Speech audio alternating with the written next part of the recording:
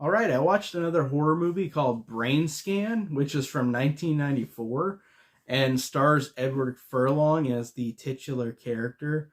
And this one was really, really lame.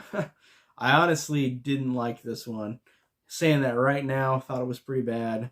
Um, Edward Furlong was in Terminator 2 like 3 years ago, or 3 years before this. Not 3 years ago. 3 years before Brainscan. So I guess he was hot in the actor market. So they put him in this one. Now this one had a cool poster. The poster right here I think is really cool. I think it looks interesting. The plot of this is that Edward Furlong, Michael, is he encounters this game called Brainscan, which is literally a thing where he is sucked into a video game and then he commits murder by murdering the neighbor, and then he wakes up and he's out of the video game, and then there's this guy called the Trickster that like is in charge of this stuff, and he's a magical being.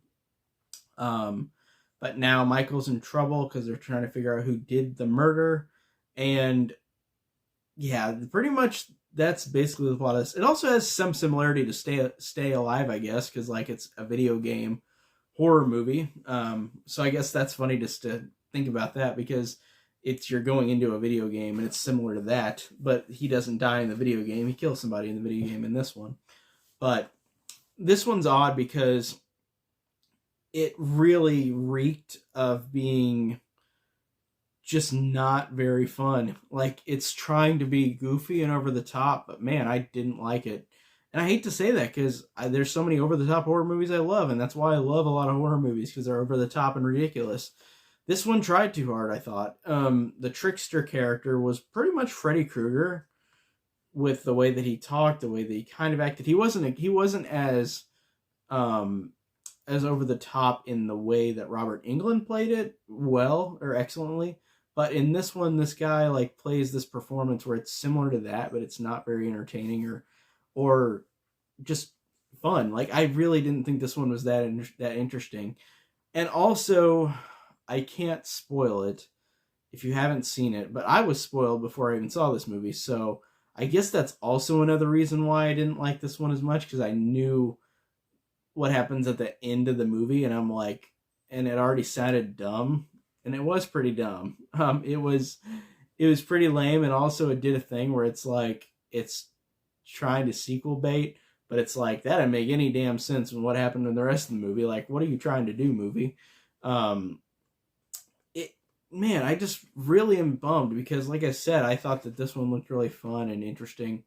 It just didn't do it for me. Like, the acting's okay, but it's nothing special. The effects are all right. It's got some CG from the 90s, but it's not like overtaken in the movie. It's just some of it. It just really reeks of trying to be like, it's one of those horror movies where there's some horror movies where you can see that there is inspiration from all these other movies, and I liked some of those, but this one just really didn't do it for me in terms of just not being very interesting with these characters or the movie itself. It was just kind of boring and uninteresting, and it wasn't over the top in the way I enjoyed it. Damn it, I wanted an over the top movie that I personally would enjoy, but yeah, it wasn't for me. Brain Scan. It also has Frank Langella in it as a cop or detective trying to figure out who's doing all this stuff when Edward Furlong's right there and he doesn't even notice Edward Furlong, and then all this stuff is going on and Edward Furlong's connected to it, so he's like dumb cop Frank Langella. But yeah, I thought this one wasn't good. Wasn't my cup of tea. If there are fans of it, that's great, but for me, didn't do anything for me. It was really forgettable, to be honest. Like, yeah, all I'm gonna say. That's it for today. See you guys later. Take care.